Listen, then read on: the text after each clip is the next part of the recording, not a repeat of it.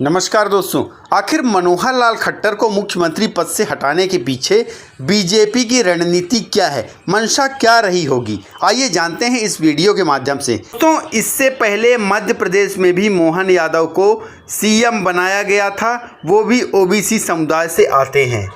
खट्टर के इस्तीफा देते ही 4.5 साल पुराना बीजेपी और जननायक जनता पार्टी यानी जेजेपी सरकार में गठबंधन खत्म हो गया है। मनोहर लाल खट्टर के मुख्यमंत्री पद से इस्तीफे के बाद जाटों के दबदबे वाले हरियाणा में बीजेपी ने अपने ओबीसी चेहरे नायब सिंह सैनी को मुख्यमंत्री बनाया है। इससे पहले मध्य प्रदेश में भी मोहन यादव को सीएम बनाया गया था, वो भी ओबीसी समुदाय से आते हैं।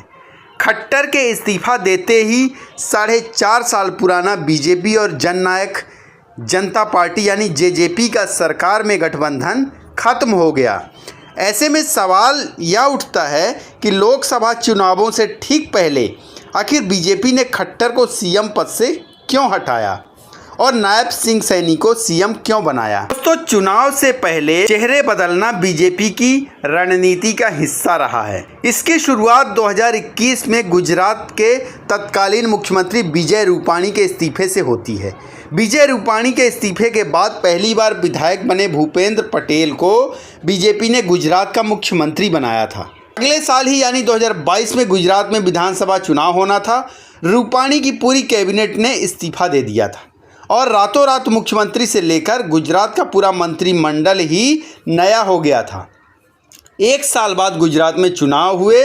बीजेपी ऐतिहासिक बहुमत के साथ 7वीं बार सत्ता में लौटी थी। बीजेपी ने गुजरात के बाद कर्नाटक, उत्तराखंड, त्रिपुरा इन जगहों पर मुख्यमंत्रियों को बदल दिया था। कर्नाटक को छोड़ दे तो मुख्यमंत्री बदलने की रणनीति बीजेपी के फेवर में गई है। हरियाणा में मुख्यमंत्री बदलने की रणनीति को बीजेपी की ओबीसी केंद्रित राजनीति के आईने में देखा जा रहा है। बीजेपी संदेश देना चाहती है कि कांग्रेस भले ओबीसी की बात कर रही है, बीजेपी हकीकत में करके दिखा रही है। 77 सदस्यों वाले मोदी की मंत्रिमंडल में सबसे ज़्यादा 27 मंत्री ओबीसी के हैं। बीजेपी के 303 लोकसभा सांसदों में 85 सांसद ओबीसी से आते हैं। अगर हरियाणा में जातिगत आंकड़ों की बात की जाए तो हरियाणा में करीब 44% आबादी ओबीसी की है। माना जा रहा है कि पार्टी सैनी को सीएम बनाकर ओबीसी मतदाताओं को लुभाना चाहती है। हरियाणा में बीजेपी के एक तबके का कहना है कि खट्टर को बदलने की पहल 1 साल से हो रही थी।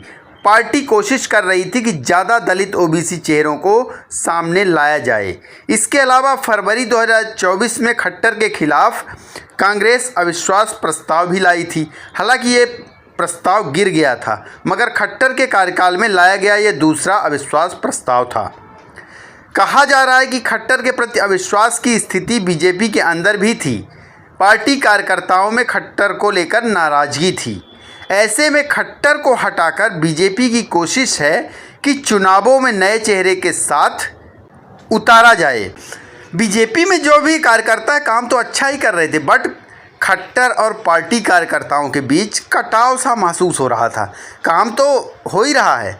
बीजेपी के कई नेताओं ने कहा कि खट्टर के बारे में पार्टी को फीडबैक दिया गया है और अभी पार्टी सुन नहीं रही है। कुछ महीने पहले हरियाणा के पूर्व कांग्रेस अध्यक्ष अशोक तंवर ने बीजेपी का हाथ थामा था।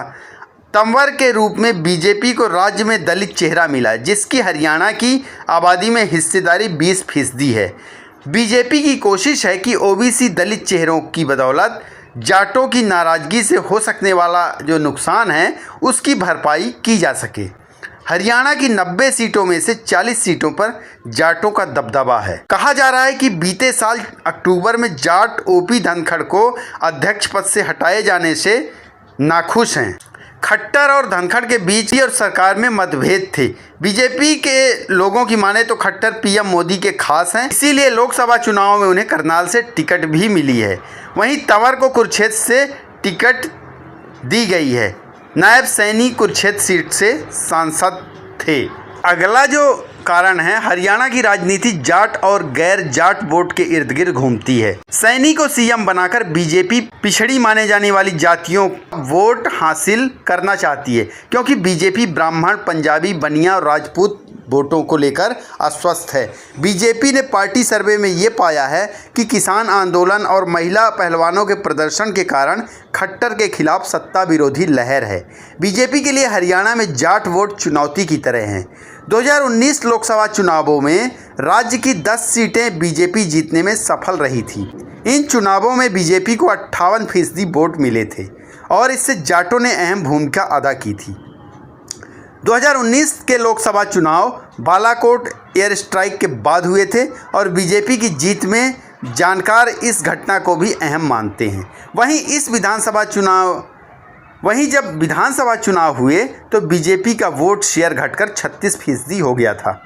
बीजेपी हरियाणा में बदलाव करके आगामी चुनावों में खुद को मजबूत करना चाहती है, इसलिए सैनी को मुख्यमंत्री बनाया गया है। लोकसभा चुनाव से कुछ हफ्ते पहले और हरियाणा विधानसभा चुनाव से 7 महीने पहले प्रदेश में इस परिवर्तन के कई संदेश हो सकते हैं।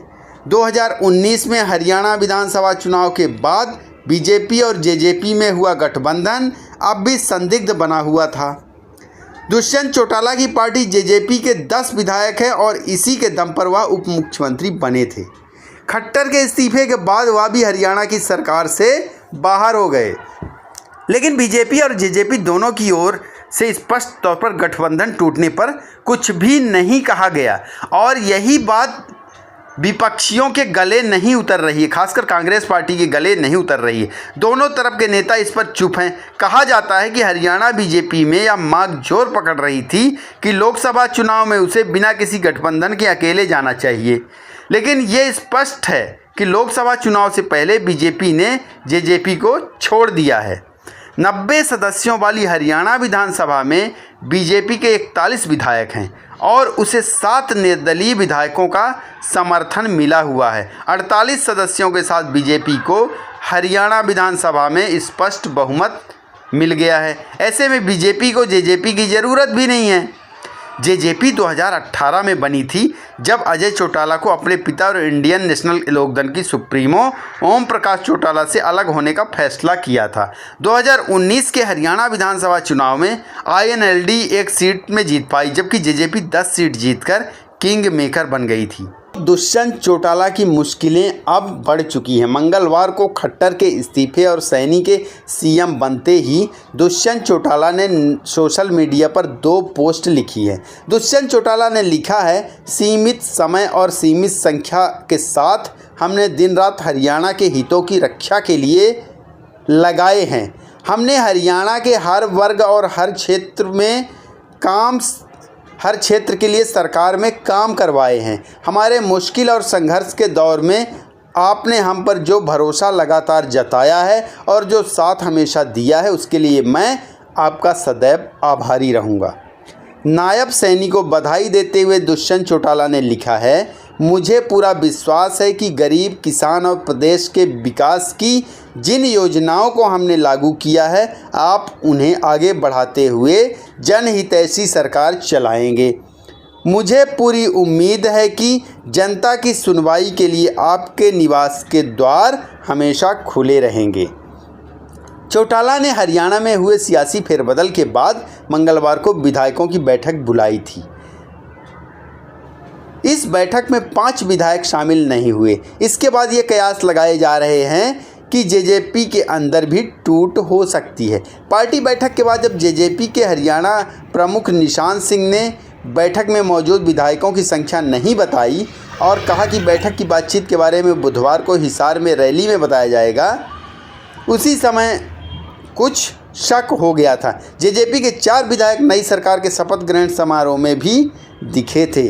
बने रहिए चैनल को सब्सक्राइब कर लीजिए, वीडियो को लाइक करें, शेयर करें अपने दोस्तों के साथ में। बहुत बहुत धन्यवाद। नमस्कार।